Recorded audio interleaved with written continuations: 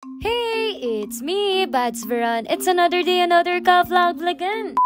For 2 weeks ganap nga mga kabads, isi-share ko sa inyo kung anong ginagawa ko bilang isang guro sa buong linggo. Ito nga ang pinagagawa ko nung Monday ay napost ko na ito sa isa kong vlog. Pagka-Martes nga, inaisipan ko nang sumabay sa mama ko sa pagpasok sa school. Kaso nga lang kapag sumasabay ako kay mama, hindi ako ganun kaagang nakakarating sa school, charis. Pagkarating nga sa room, may bungad ko lagi sa mga estudyante na maglinis na agad. Diyos, may hinihintay pa yata nila ako para makita ko lang silang naglilinis. Dito nga sa isa kong estudyante na ito, bilib na bilib ako dahil hindi ko alam kung saan niya kinukuha yung energy niya. Alam mo yung bawat utos mo ay gusto niya siya na lang siya. Pero nakakatuwa nga naman dahil may napapagkatiwalaan na ako pagdating dito sa mga gamit ko. Pagkahapon naman nga, mga tinuturuan ko ay mga grade 5 at 2 section nga ito. Ang lesson nga na tinuturo ko sa mga bata dito ay ang self-pollination at ang cross-pollination. Diyos me, sa totoo lang, kung hindi pa ako magti-teacher, hindi ko pa malalaman to. Paano ba naman kasi, simula nung elementary ako hanggang mag-college ako, palipat-lipat kami ng bahay at ng eskwelahan. O diba, kaya ngayon mansisisi na ako sa mga magulang, ayus-ayusin ninyo ang buhay ninyo, huwag niyong idamay-damay ang mga anak ninyo. Pero sa totoo lang, hindi talaga natin maiiwasan yan kasi yan talaga ang realidad at hanggang ngayon marami pa rin nangyayaring ganitong sitwasyon. Kaya pakiusap ko sa mga magulang, please lang, ayusin ninyo, isipin ninyo ang mga anak ninyo. Pero ganyan talaga ang life, ay buhay talaga.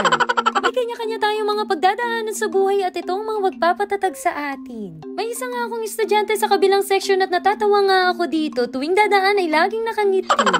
Kapag uwian naman nga habang hinihintay ko si mama sa kantin ay nagtututor naman ako. Pinupuntahan nga ako ng 2 kong tuti pagkatapos ng pagtuturo ko. Ay ewan ko na lang kapag hindi pa talaga ako yumaman dito. Pagka Miyerkules nga ay nagpahatid na lang ako kay Bads Neil dahil nga ayoko nang malate muna. Ay yes, late na pala ako dito. Tas ano pa? Nung nauna niyo ako nakita?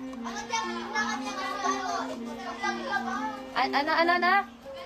Maganda. Ano na? Sabi mo?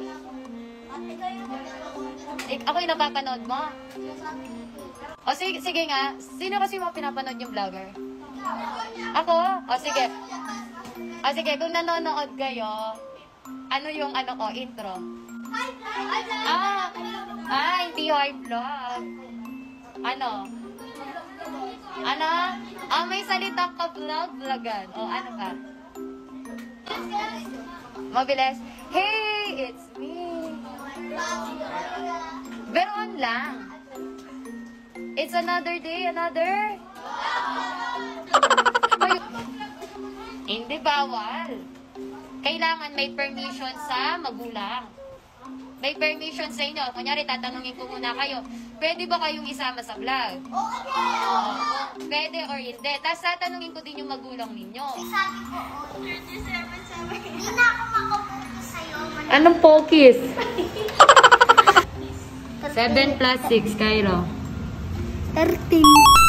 Pagka-Webes nga ay nagpahatid ulit ako kay Bads Neil para hindi na talaga ako mali. Kapag nga before lunch ay may tutor din ako. Pagka-uwian nga ay nakapag-TikTok pa kami nitong mga estudyante ko. At sakto nga may mga dumating na grade 7 and sabi nila mag-TikTok daw kami. Kahit nga hindi ko kilala ang mga batang to ay pinagbigyan ko na rin.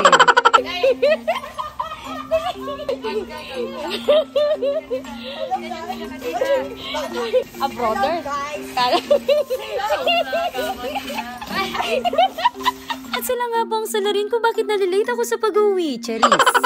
Sila naman po pala ang mga staff sa kantin at napakabait po talaga nila. Araw na nga ito ng Biyernes kaya hindi na rin ako naka-uniform. Alam mo yung tipong galing ka pa lang sa school at pauwi ka pa lang sa bahay ay iniisip ko na talaga kung ano yung mga gagawin ko. Parang kailan nga nang nag-periodic exam ngayon naman ay para sa 2nd quarter na nila. Ang bilis talaga ng panahon kaya magbalik-alindog na tayo dahil magsa-summer na naman. Oh my God!